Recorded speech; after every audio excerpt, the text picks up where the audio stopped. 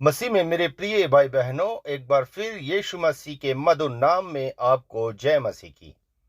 आज हम पवित्र वचन से बात करेंगे खुदगर्जी के बारे में। बाइबल इसके बारे में क्या कहती है? खुदगर्जी क्या है? इंसान का वह स्वभाव जिसमें वह अपना ही लाभ चाहता है। ऐसा स्वभाव रखने वाला इंसान पाने की बजाय हमेशा खो देता है। यीशु मसीह ने लूका रचित सुसमाचार अध्याय 10 उसके वचन 30 में एक दृष्टांत कहा। यीशु ने उत्तर दिया कि एक मनुष्य यरूशलेम से यरीहो को जा रहा था कि डाकुओं ने घेर कर उसके कपड़े उतार लिए और मार पीट कर उसे अधमुआ छोड़कर चले गए। और ऐसा हुआ कि उसी मार्ग से एक याजक जा रहा था, परंतु उसे देख के कतरा कर चला गया। इसी रीति से एक लेवी उस जगह पर आया, वह भी उसे देख के कतरा कर चला गया। परंतु एक सामरी यात्री वहां आ निकला और उसे देखकर तरस खाया और उसके पास आकर उसके घावों पर तेल और दाखरस डालकर पट्टियां बांधी और अपनी सवारी पर चढ़ाकर सराय में ले गया और उसकी सेवा टहल की। दूसरे दिन उसने 2 दिनार निकालकर बटियारे को दिए और कहा, इसकी सेवा टहल करना, जो कुछ तेरा और लगेगा वह मैं लौटते समय तुझको भर दूंगा।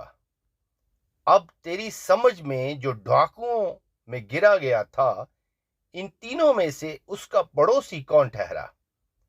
उसने कहा, वही जिसने उस पर तरस खाया। यीशु ने उससे कहा, जा तू भी ऐसा ही कर। हाँ मेरे प्रिय भाई बहनों, आज इस दुनिया में बहुत से ऐसे लोग हैं जो चाहते हैं कि कोई उनके दुखों को समझे। ऐसे लोग जो अकेलेपन का सामना कर रहे हैं, तरह तरह की मुश्किलातों में फंसे हुए हैं। परमेश्वर चाहते हैं कि हम ऐसे लोगों को पहचान कर उनके लिए प्रार्थना करें और उनको जीवित वचन के द्वारा तसल्ली दें और उनकी सहायता करें। यदि हम ऐसा नहीं करते हैं तो हम परमेश्वर के न्याय के अधीन हैं।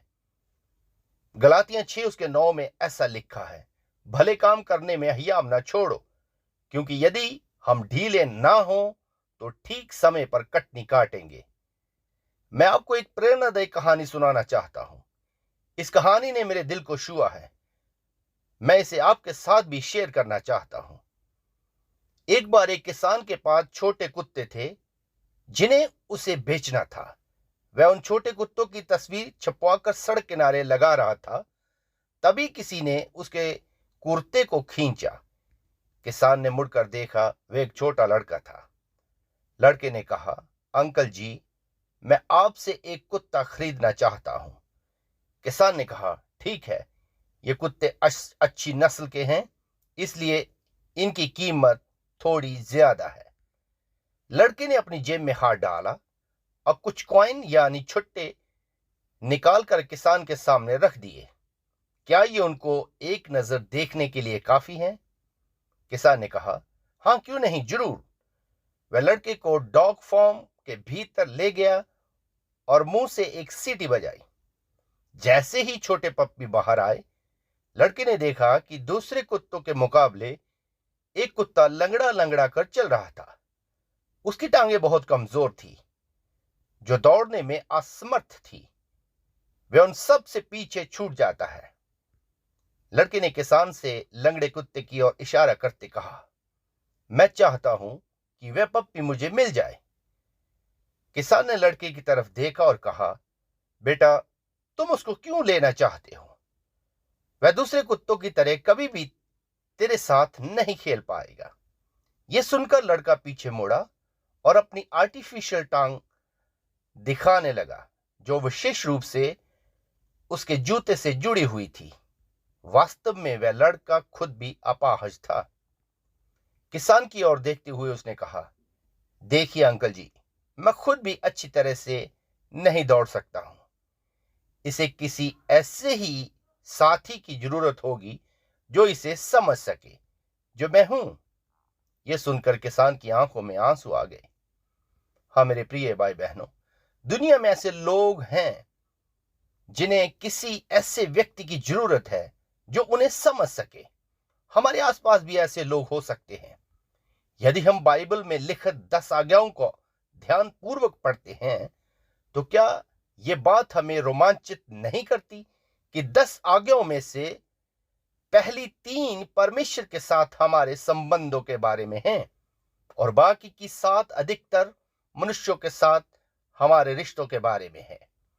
बाइबल में संत पौलुस खुदगर्जी के बारे में एक चेतावनी के साथ सलाह भी दे रहे हैं।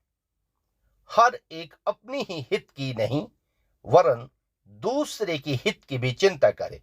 फिलिपियां 2:4 में यूं लिखा है। आमीन। मैं आपको एक कोटेशन से उत्साहित करना चाहता हूं। जलेबी सिर्फ मीठी ही नहीं होती, बल्कि एक महत्वपूर्ण संदेश भी देती है। खुद कितने भी उलझे रहो, दूसरों को हमेशा मिठासी दो।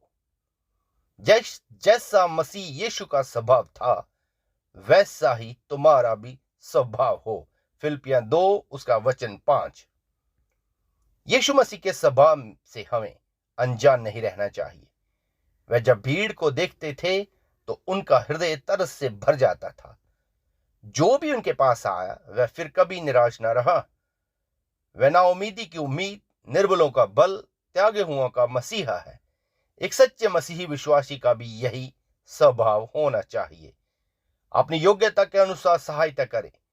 जरूरी नहीं सिर्फ रुपए पैसे के द्वारा, बल्कि सहानुभूति के शब्दों से, प्रार्थनाओं से और संगति में ऐसे लोगों को उत्साहित करें। जो कुछ भी परमेश्वर ने आपको दिया है, उसमें से जरूरतमंदों को सहभागी बनाएं। ऐसे करने से आप खुद अपनी जिंदगी में आशीषित होंगे, क्योंकि बाइबल बताती है कि जो दूसरों को सींचता है, परमेश्वर उसको प्रतिफल देते हैं। नीति वचन उसके अध्याय 11:25 में यूं लिखा है, उद्धार प्राणी रिष्ट पुष्ट हो जाता है और जो औरों की खेती सींचता है, उसकी भी सींची जाएगी। हाँ मेरे प्रिय भाई बहनों, यदि हम इस वचन को पूरा करेंगे तो परमेश्वर अपनी प्रतिज्ञा को हमारे जीवन में पूरा करेंगे। परंतु खुदगर्जी स्वार्थ से हम परमेश्वर की महान आशीषों को खो देते हैं। परमेश्वर इस वचन के माध्यम से आपको आशीष दे। प्रभु यीशु मसीह के सर्वोच्च नाम से आमीन।